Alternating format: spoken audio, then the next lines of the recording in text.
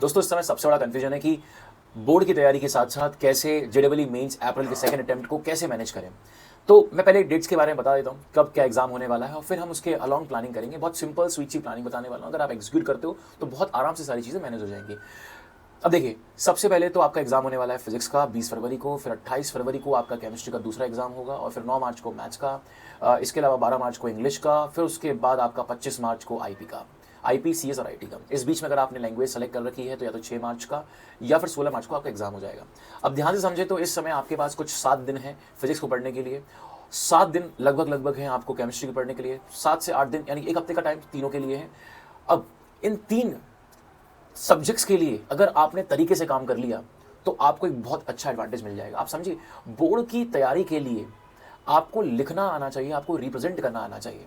अगर आपका knowledge strong है, एक्स्ट्रा है, तो कुछ बेकार बात नहीं है। मेरे कहने का मतलब है कि जब आप फिजिक्स की तैयारी कर रहे हो तो आप बोर्ड के सारे टॉपिक चैप्टर्स पढ़ो, लेकिन इतना नहीं कि आप पूरा का पूरा बोर्ड पेपर हर रोज लिख रहे हो, 3-3 घंटे का 7 दिन तक लगातार आप कर रहे हो। क्योंकि आप समझिए, आपका टारगेट, अगर आपका एग्जाम निकालना टारगेट है तो आपका टारगेट बोर्ड के लिए 99-90% नहीं होना चाहिए। आपको एक बहुत सिंपल बात समझनी है कि मुझे 75-80% से ऊपर स्कोर करना है, बस खत्म काम।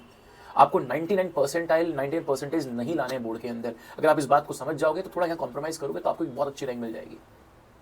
तो इन 7 दिनों में आपको करना क्या है? देखो, सबसे पहले 2 दिनों के अंदर आपको पूरे सारे चैप्टर्स रिवाइज करने हैं, 2 दिनों के अंदर, बिल्कुल। उसके अलावा आपको अगले 2 दिनों के अंदर जितने भी पीवाईक्यूज आप कर सकते हो सब आप अटेम्प्ट करो, चाहो तो आप लिख लिख कर देखो। ये आपके 4 दिन का प्लानिंग हो गया, प्योर फोकस्ड ऑन बोर्ड्स। लेकिन 3 दिन आपको मेंस फोकस रखने चाहिए। आपको जितने क्वेश्चंस आप मेंस फोकस लगा सकते हो, एक एवरेज 50 का करूं तो आप 150 सवाल कुछ लेकर चलो फिजिक्स के, 150 सवाल पीवाईक्यूज का। तो अगर आप ऐसा करते हो तो आपने बोर्ड के सारे चैप्टर्स भी पढ़ लिए, आपने बोर्ड के सारे पीवाईक्यूज भी लगा लिए, आपने बोर्ड के सारे पीवाईक्यूज को लिख लिख कर भी देख लिया, आपने मेंस के पीवाईक्यूज को भी सॉल्व कर लिया। ये बहुत अच्छा मिक्सचर हो जाएगा। जब आप मेंस के पीवाईक्यूज करते हो तो आपके कॉन्सेप्ट्स बहुत अच्छे से रिफाइन होते हैं। आप जब बोर्ड्स के पीवाईक्यूज करते हो तो आपको बहुत स्ट्रक्चर्ड फोकस्ड आपकी तैयारी हो जाती है। जब आप लिखते हो तो आपको कैसे रिप्रेजेंट करना वो समझ में आता है। आई बात समझ। अब केमिस्ट्री के लिए थोड़ा चेंज करेंगे हम।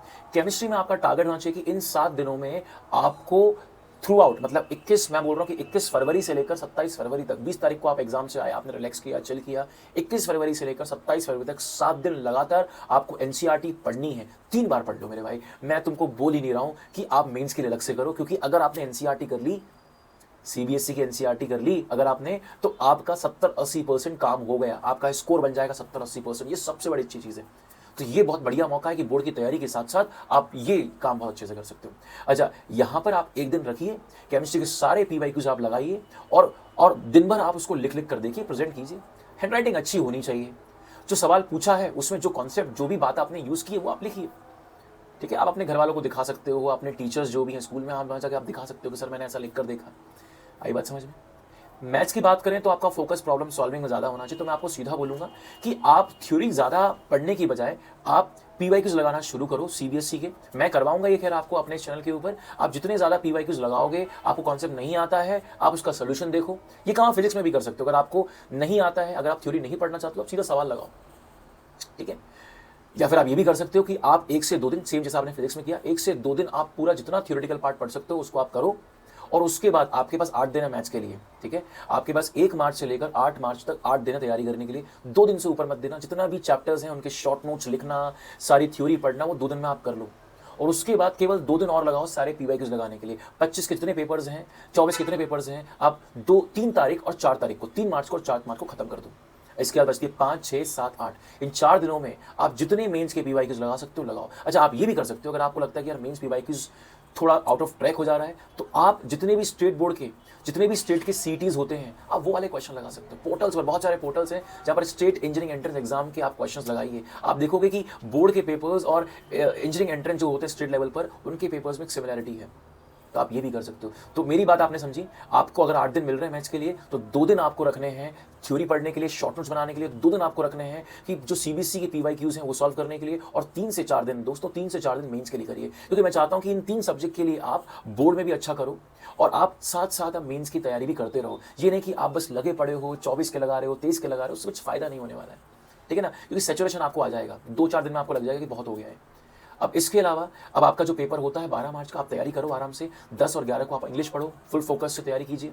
12 मार्च को आने के बाद अगर आपको मान के चलो 16 तारीख को हिंदी का पेपर है, तो आप 13, 14, 15 3 आप हिंदी की तैयारी करो। लेकिन उसके बाद फिर 16 मार्च खत्म होने के बाद 17 से लेकर 25 मार्च, यानी कि 8 दिन है आपके पास।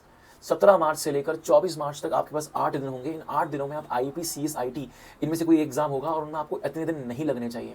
आप केवल 3 से 4 दिन आप उनको दीजिए। 4 दिन या कम से कम बोलूँ 3 दिन, एक दिन पूरा फिजिक्स, एक दिन पूरा मैथ्स, एक दिन पूरा केमिस्ट्री आप करो।